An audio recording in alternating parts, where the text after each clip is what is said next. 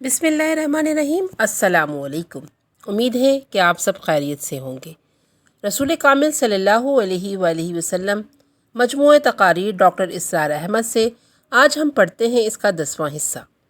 جس میں ہم خلافت عمر و عثمان کے بارے میں جان سکیں گے۔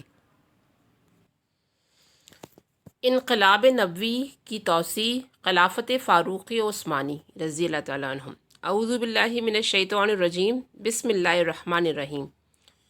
وعد اللہ الذین آمنوا منکم وعملوا الصالحات لیستخلفنہم فی الارض کما استخلف الذین من قبلہم ولیمکنن لہم دینہم الذی ارتضی لہم۔ اللہ نے وعدہ فرمایا ہے تم میں سے ان لوگوں کے ساتھ جو ایمان لائیں اور نیک عمل کریں کہ وہ ان کو اسی طرح زمین میں خلیفہ بنائے گا جس طرح ان سے پہلے گزرے ہوئے لوگوں کو بنا چکا ہے، اور ان کے اس دین کو مضبوط بنیادوں پر قائم کر دے گا جسے اللہ تعالیٰ نے ان کے حق میں پسند کیا ہے۔ امام الہند حضرت شاہ ولی اللہ دہلوی نے بالکل بجا طور پر اس رائے کا اظہار فرمایا ہے کہ خلافت راشدہ در حقیقت نبوت محمدی صلی اللہ علیہ وآلہ وسلم کا تتمہ ہے علیہ صاحبۃ الصلاۃ والسلام، اور یہ بات اس لیے بالکل قرین قیاس ہے کہ نبی کریم صلی اللہ علیہ وآلہ وسلم کی جو بعثت عامہ ہے، یعنی آپ صلی اللہ علیہ وآلہ وسلم کی بعثت پوری دنیا کی طرف تمام عالم انسانی کی طرف، اس کے فرائض کی تکمیل خلافت راشدہ کے ذریعے ہوئی۔ چنانچہ نبی اکرم صلی اللہ علیہ وآلہ وسلم نے جس عمل کا آغاز بنفس نفیس فرما دیا تھا، یعنی حضور صلی اللہ علیہ وآلہ وسلم نے اپنے دعوتی نامہ ہائے مبارک ارسال فرمائے، پھر غزوہ موتا، پھر سفر تبوک کے مراحل درپیش ہوئے، اور پھر جیش اسامہ کی تیاری اور اس کی روانگی کے انتظام سے جس عمل کا آغاز ہوا، جسے حضرت ابوبکر صدیق رضی اللہ تعالیٰ عنہ نے اپنے عہد خلافت میں آگے بڑھایا، چنانچہ مسلمانوں کی پیش قدمی شام کے ملک میں آپ کے دوران خلافت بھی کافی حد تک ہو چکی تھی۔ لیکن واقعہ یہ ہے کہ اسلامی فتوحات کا سیلاب جس کو بجا طور پر تعبیر کیا ہے علامہ اقبال نے اس طرح کے رکتا نہ تھا کسی سے سیل رواں ہمارا، یہ نقشہ عہد خلافت فاروقی اور عہد خلافت عثمانی میں ہمارے سامنے آتا ہے۔ حضرت عمر رضی اللہ تعالیٰ عنہ کے عہد خلافت کی مدت کل 10 سال ہے۔ حضرت عثمان رضی اللہ تعالیٰ عنہ کے خلافت کی 12 سالوں میں سے پہلے 10 سالوں کی شان بالکل وہی ہے جو خلافت فاروقی کی تھی، وہی اتحاد، وہی یکجہتی، وہی ذوق جہاد، وہی جوش عمل، وہی شوق شہادت جو ہمیں دور نبوی میں اور عہد صدیقی میں نظر آتا ہے۔ ان 20 سالوں کے دوران یعنی خلافت فاروقی عثمانی میں بھی بتمام و کمال نظر آتا ہے۔ البتہ حضرت عثمان کے عہد خلافت کے آخری 2 سالوں میں افتراق اور انتشار بھی ہوا اور فتنہ و فساد کی شکل بھی سامنے آئی، جس کے اسباب پر اس وقت گفتگو کو موقع و محل نہیں۔ بہرحال یہ عمل جو تقریباً 1 اربع صدی تک جاری رہا اور نہایت آب و تاب کے ساتھ جاری رہا، اس کے بارے میں ایک بات تو یہ جان لینی چاہیے کہ اس کی اصل غرض و غایت کشور کشائی نہ تھی۔ بقول علامہ اقبال مرحوم، شہادت ہے مطلوب و مقصود مومن، نہ مال غنیمت نہ کشور کشائی۔ یہ عام دنیاوی فتوحات یا دوسرے فاتحین کی دنیا میں پیش قدمی سے بالکل ایک مختلف معاملہ ہے۔ چنانچہ جب حضرت سعد بن ابی وقاص سے جو فاتح ایران ہیں، ایرانیوں کی جانب سے یہ سوال کیا گیا کہ آپ ہم پر کیوں چڑھ آئے ہیں، یہ جنگ کس لیے ہے، ہمارے مابین تو کوئی تنازعات بھی نہ تھے، تو حضرت سعد نے وہ جواب دیا جو تاریخ میں آب زر سے لکھے جانے کے قابل ہے اور جو تا قیام قیامت روشن و تابہ رہے گا۔ انہوں نے ایرانیوں کے سوال کے جواب میں کہا، انا قد ارسلنا لنخرج الناس من ظلمات الجہالۃ الی نور الایمان ومن جور الملوک الی عدل الاسلام۔ ہم بھیجے گئے ہیں، یعنی میں آیا نہیں لایا گیا ہوں، ہم خود نہیں آئے، ہم ایک مشن پر ہیں، اور وہ مشن کیا ہے کہ ہم نوع انسانی کو جہالت سے نکال کر ایمان کی روشنی میں لائیں اور بادشاہوں کے ظلم و ستم کے پنجے سے نجات دلا کر اسلام کے عدل سے روشناس کریں۔ چنانچہ یہ وہی بات ہے کہ اصل مقصد شہادت حق تھا۔ شہادت کے ایک معنی اللہ کی راہ میں گردن کٹوا دینے کی بھی ہیں، اور اس طرح گویا کہ ہر مجاہد فی سبیل اللہ کا ایک انفرادی نصب العین ہے۔ یہ وہ تمنا ہے کہ جو ہم دیکھتے ہیں خود محمد رسول اللہ صلی اللہ علیہ وسلم کی زبان پر آ رہی ہے۔ چنانچہ احادیث میں حضور صلی اللہ علیہ وآلہ وسلم کی یہ دعائیں منقول ہیں، اللہم انی اسألک شہادتاً فی سبیلک، اے اللہ میں تجھ سے اپنے راستے میں شہادت کا طلبگار ہوں. اور اللہم ارزقنی شہادتاً فی سبیلک، اے اللہ مجھے اپنے راستے میں شہادت عطا فرما. لا وددت انی قاتلت فی سبیل اللہ فقتلت ثم احیت ثم قتلت ثم احییت.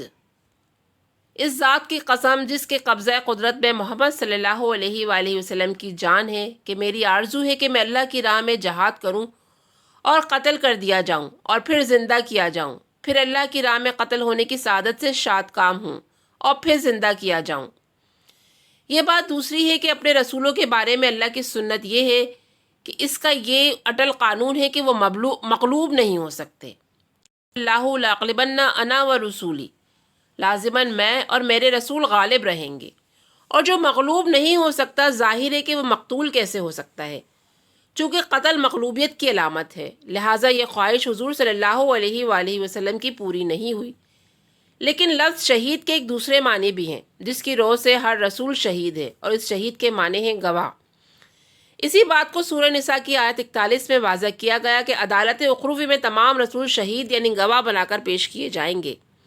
فرمایا فَكَيْفَ إِذَا جِئْنَا مِنْ كُلِّ أُمَّةٍ بِشَهِيدٍ وَجِئْنَا بِكَ عَلَى هَؤُلَاءِ شَهِيدًا. بس سوچو کہ اس وقت یہ کیا کریں گے جب ہم ہر امت میں سے ایک گواہ لائیں گے اور ان لوگوں پر تمہیں یعنی محمد صلی اللہ علیہ وآلہ وسلم کو گواہ کی حیثیت سے کھڑا کریں گے. یہ شہادت علی الناس کا فریضہ دنیا میں حق کی گواہی دینا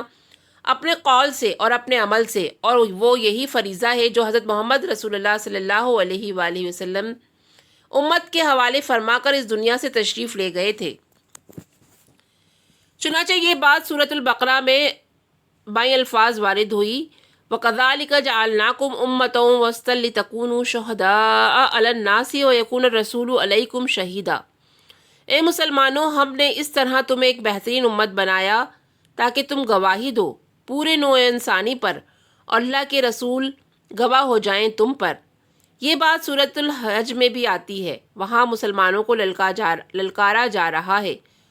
اور ان کو حکم دیا جا رہا ہے کہ وَجَاهِدُوا فِي اللَّهِ حَقَّ جِهَادِهِ هُوَ اجْتَبَاكُمْ، اور اللہ کی راہ میں محنت کرو، جدوجہد کرو جیسا کہ اس کے لیے محنت اور سعی و کوشش کرنے کا حق ہے. اللہ نے تمہیں چن لیا ہے. یہ چناؤ، یہ انتخاب اور اجتباء کس مقصد اور کس غایت کے لیے کیا گیا ہے، اس کو اسی آیت میں آگے ان الفاظ میں واضح کیا گیا لِيَكُونَ الرَّسُولُ شَهِيدًا عَلَيْكُمْ وَتَكُونُوا شُهَدَاءَ عَلَى النَّاسِ، تاکہ رسول گواہی دیں تم پر اور تم گواہی دو پوری نوع انسانی پر. چنانچہ خلافت راشدہ کے دوران ہمیں وہ نظام دین حق، وہ نظام عدل اجتماعی، انصاف و قسط کے اصول پر بالفعل قائم و نافذ نظر آتا ہے جس کی آج کے انسانوں کو اصل ضرورت ہے. یہ بات پہلے واضح کی جا چکی ہے کہ انفرادی اخلاقیات کا جہاں تک تعلق ہے، سابقہ انبیاء اور رسول کے ہاں بھی وہ اپنے پورے نقطۂ عروج پر ہے. اگرچہ اس اعتبار سے بھی ایک امتیازی نشان ہے سیرت محمدی کی علیہ صاحبۃ والسلام کہ ہم اس میں تمام اخلاق اقدار کو ایک بڑے توازن اور جامعیت کے ساتھ سمویہ ہوا پاتے ہیں.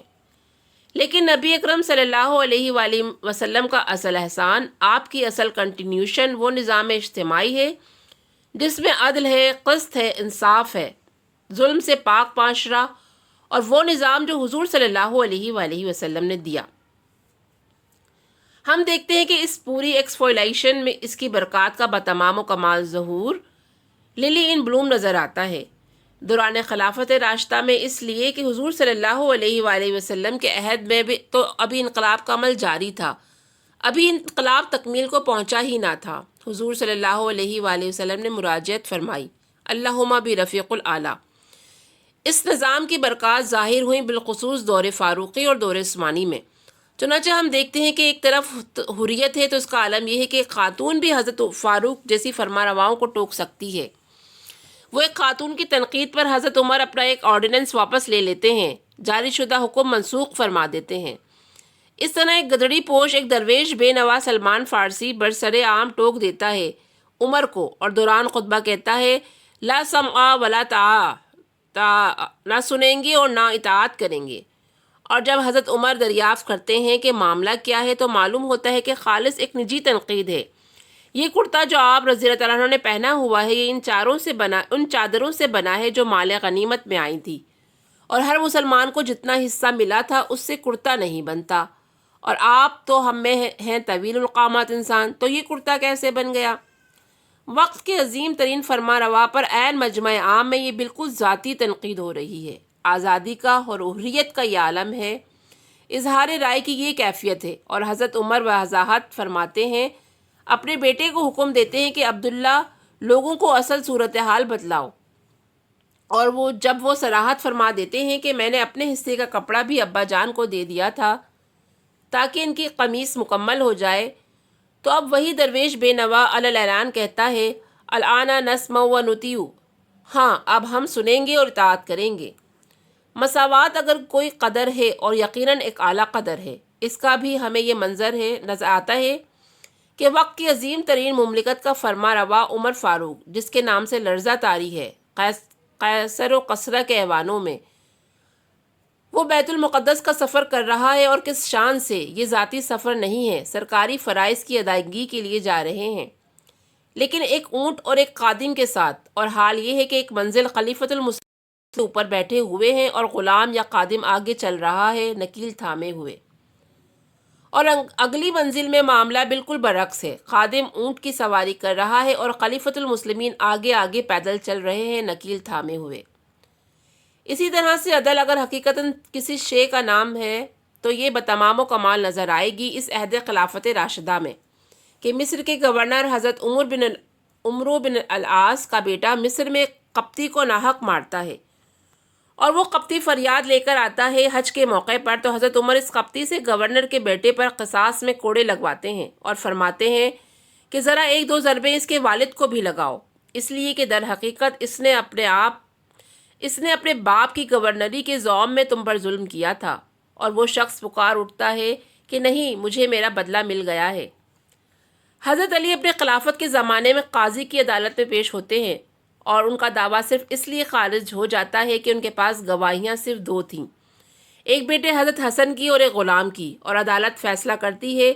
کہ کسی شخص کے حق میں اور اس کے بیٹے اور اس کی ذاتی غلام کی گواہی قبول نہیں ہو سکتی، لہٰذا آپ کا دعویٰ خارج ہے۔ حریت ہو، مساوات ہو، عدل و انصاف ہو، یہ تمام اقدار کی جن کی یوں سمجھیے کہ نوع انسانی کو شدید ضرورت ہے، ان سب کو ایک معتدل نظام کے اندر سمو کر اس عدل اجتماعی کو بالفعل خلافت راشدہ نے قائم کر کے اور عملاً چلا کر دکھا دیا، جس کے لیے آج نوع انسانی تڑپ رہی ہے۔ یہ ہے وہ حجت جو خلافت راشدہ کے ذریعے تا قیام قیامت نوع انسانی کے لیے قائم ہو چکی ہے۔ فصلی اللہ تعالی علی محمد وعلی آلہ واصحابہ اجمعین، وآخر دعوانا ان الحمد للہ رب العالمین۔